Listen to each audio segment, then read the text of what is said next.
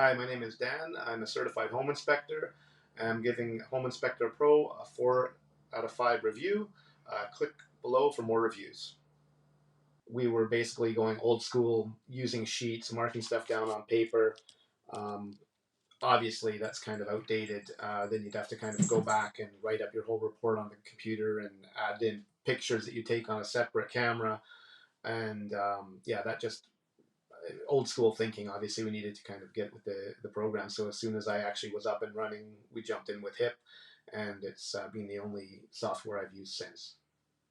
I'm with a Buyer's Choice Home Inspections, and it's a large franchise in North America as well as internationally. But that is kind of the go-to software that they use, and that we don't have to use it, but they recommended it. And I stepped into it, and like I said, I've had no reason to want to change since. Home Inspector Pro is fairly intuitive. Of course, when you're doing an inspection, you've got multiple set categories with multiple segments. You know, you've got categories within categories within categories. So it was fairly intuitive as far as working it, but of course, it took some time to learn where everything was and where you've got to go for any specific category or section or comment.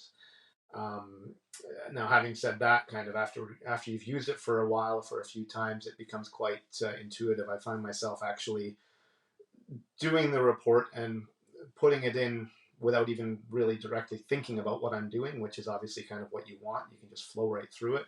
You get a pattern down, and it really works for me now.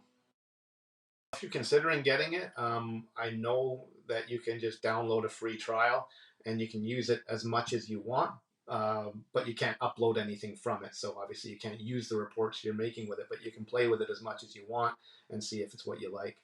And of course, I was playing with it while I was in training and learning what to do with it. And so by the time I went live, I was pretty fluent.